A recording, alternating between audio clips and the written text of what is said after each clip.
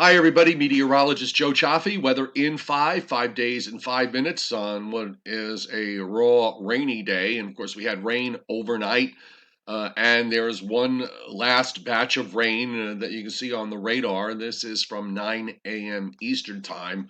Rain across much of Pennsylvania and some heavier rains in New Jersey moving to the northeast, extending down into parts of Maryland around Chesapeake Bay. There was a little bit of a dry hole here in areas from northern New Jersey to southern New England that worked its way in this morning, but now we'll just get this last batch out as this weather system continues to move along to the northeast. This is going to be a rather dreary day here with raw conditions, and we certainly see evidence of those raw conditions on the local observations from National Weather Service reporting stations around the Northeast and into the northern mid-Atlantic states. Take a look at these numbers. One of the things that's common through all of this is the fact that there are northeast winds clear down into northeastern Virginia. So there is a warm front lying to our south that's not going to make much progress today. So between the clouds and the rain, temperatures are going to be held back. While it is raining, it will definitely be in the 40s. And look at some of these numbers. Talk about raw. You head up into northern Connecticut, the Catskills, and then on up into parts of Massachusetts. We're seeing temperatures there that are in the upper 30s. So this is this is certainly a raw spring day, which is so typical of weather in the Northeast and into the northern Mid-Atlantic states. Meanwhile, we do have some thunderstorm activity going on across parts of central Florida. And this is where our risk area is today with regards to the Storm Prediction Center, showing a slight risk being indicated here. And in fact, if we look close up, there's actually marginal risk on either side. There's another area of severe weather risk today, and that is going to be in the in the lower Mississippi Valley from northeastern Texas on into Arkansas and northwestern Louisiana. We have an enhanced risk of severe weather being indicated in these four states, parts of these four states, with the marginal risk pushing up as far north as Kansas City and as far south as Houston. And so we'll watch this area as it progresses to the east. This is the next weather system that's in play, folks, that is moving toward us.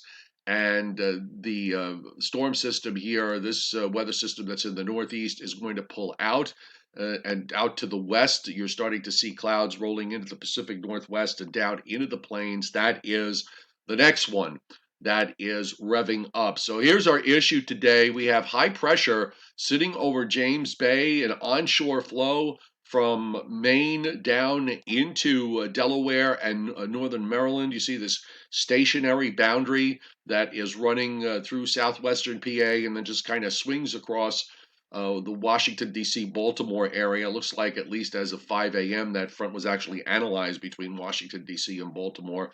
Low pressure in West Virginia, another secondary low trying to develop off the New Jersey coast, so that eventually will take over. And all that will really do is just kind of reinforce those northeast winds. So as far as temperatures are concerned, I don't know. I think this is really overly optimistic with regards to seeing temperatures in the mid and upper 50s for highs. I think the onshore flow is going to make this awfully tough to get to. And even if it were to climb up into the 50s from southern New Jersey down into southern Pennsylvania and into Maryland, once that coastal low develops and moves by, it's going to shift the winds back around to or reinforce them back around into the northeast and bring down the chilly air that is sitting up to the northeast across southern New England. And here, of course, from New York City north and east, and from northern New Jersey, northeastern Pennsylvania, so from that area north and east, temperatures today definitely not getting out of the 40s.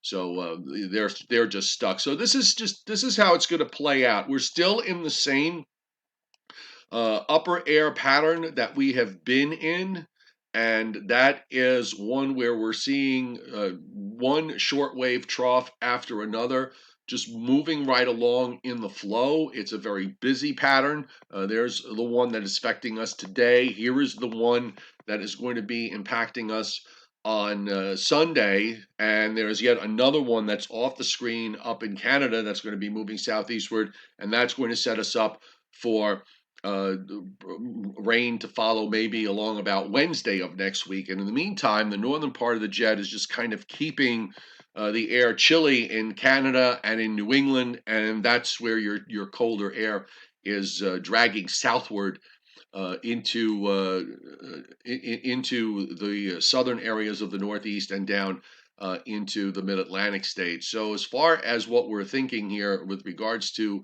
how these storm systems play out, the bottom line is when you get those dry days and you see the sunshine, enjoy it, because it's really going to be a squeeze play in between these storm systems going by. Here's the first one.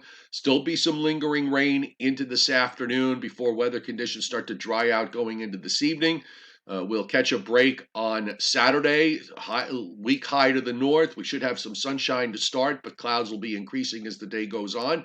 And here comes the next low, moving across Kentucky into West Virginia. Rain comes in Saturday night into Sunday. This is taking a track almost the same as the one that we're seeing today. It's going to be a low moving across West Virginia, redeveloping off the Delaware, New Jersey coast, onshore flow issues, northeast wind, and even some snow possible with the strengthening high up in Labrador, Quebec, some snow possible up in interior northern New England out of this.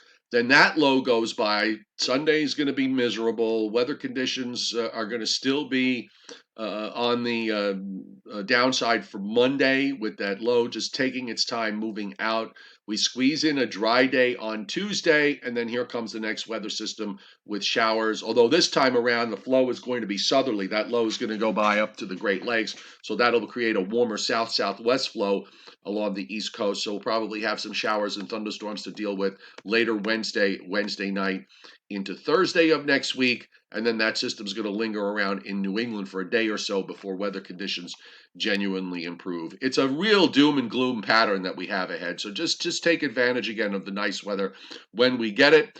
We'll have weather posts throughout the day, and also no Joe and Joe weather show tonight or tomorrow, taking a couple of days off.